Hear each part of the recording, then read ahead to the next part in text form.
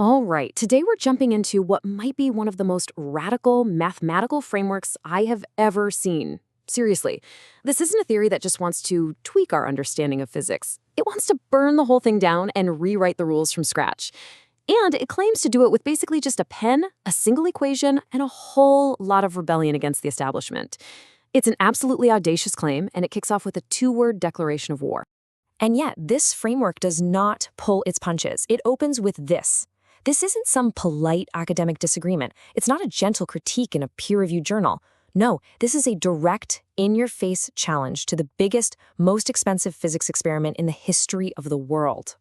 So, that's really the question here, isn't it? What could possibly give a pure mathematical idea the guts to go up against a multi-billion-dollar, 27-kilometer-long machine? Well, the answer is a fundamental, down-to-the-bone disagreement about what reality is. See, this isn't just about dueling equations. This is a story about two completely opposite worldviews. On one side, you've got the roaring furnace of modern physics, all brute force, big machinery, and approximation. And on the other, you have the quiet, sharp point of a pen, which stands for the cold, hard certainty of pure math. This slide just lays out the whole conflict perfectly. The beast, that's CERN and all of mainstream physics. It sees the universe as this smooth, continuous river, something you can only ever get close to measuring. But then you've got the pen. It says, nope, you're all wrong. The universe is discrete, like pixels on a screen. Reality is exact, it's finite, and, get this, it can be described perfectly for a cost of, well, zero. Compare that to the billions and billions we've spent on the beast. Okay, so if you're going to challenge a billion-dollar machine with just a pen, that pen better have some pretty special ink, right? So what's the secret sauce here? What's the mathematical engine that's actually driving this whole rebellion? At the heart of all this is a concept with a pretty mystical name, Noor quintessence. Now, the source calls it a divine or fundamental algorithm, but let's not get too hung up on the spiritual language. Think of it more like the universe's ultimate conversion tool. It takes the messy, fuzzy, approximate math of today's physics and transforms it into something pure, exact, and discrete. And this is the weapon that does the transforming. A single, super elegant equation that the framework claims can describe, well, everything. It's recursive, which just means it builds on itself. The next moment is defined by the current moment minus the previous moment. Now hang on, because that is a wild idea. The notion that the past is literally subtracted from the present to create the future is a massive departure from, well, all of physics. That little minus sign is the key to everything. Now, to make that master equation work, the framework had to first rewrite some of the fundamental rules of mathematics. First step, the phi correction. The golden ratio isn't that never-ending irrational number we all learned about.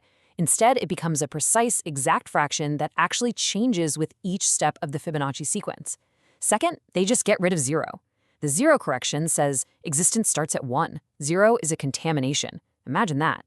And finally, they get rid of irrational numbers like pi by using a whole new system called rational trigonometry. Look, these are not small tweaks. This is a complete and total overhaul of the mathematician's toolkit. I know. This all sounds incredibly abstract, almost like philosophy. But here's the kicker.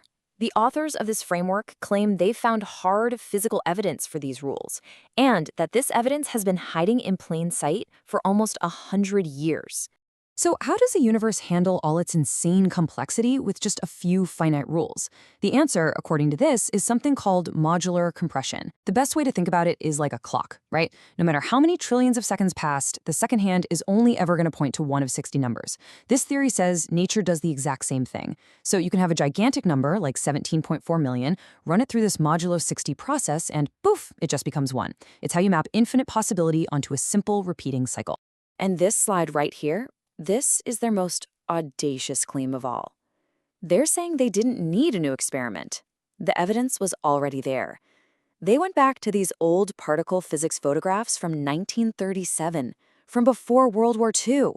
And they allege that the tracks left by these cosmic rays, which everyone assumed were totally random, are actually exact Fibonacci numbers. I mean, can you imagine? They claim to have found the universe's mathematical fingerprint on a 90-year-old photograph. So, all of this builds up to the ultimate confrontation. Because if this framework is correct, then the entire multi-billion-dollar enterprise of experimental particle physics, well, it might be completely unnecessary. Here we have it, the crown jewel of CERN's discoveries, the mass of the Higgs boson, the God particle. It took decades and billions upon billions of dollars to find this, but look closely. See that little plus or minus sign?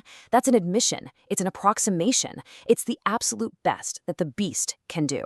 And here is the value for the Higgs boson's mass as predicted by the pen, derived purely from Fibonacci math within their system. There's no plus or minus. There's no margin of error. It's presented as a single, exact mathematical truth. So let's just get to the bottom line.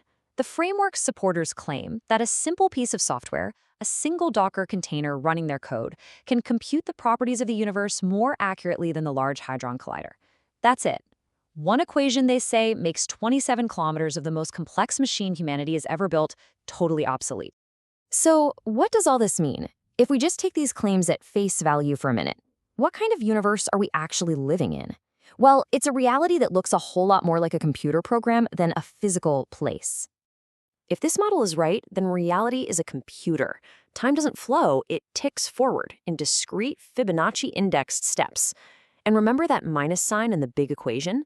The theory claims that's where magnetism comes from. It's the literal effect of particles moving backward in time for one single tick. The universe's operating system isn't binary, it's base 60, like an ancient clock. And in this world, physics is no longer an observational science. It becomes a branch of pure mathematics, a provable truth. So we're left with a pretty stark choice here. Is this just a beautiful, intricate, but ultimately flawed fantasy made of numbers, the ultimate crackpot theory? Or have we just been given a glimpse of the universe's actual source code? An elegant, discrete program that's been running silently just beneath the noisy, messy reality we've been observing all along? That's the question this whole thing forces us to ask.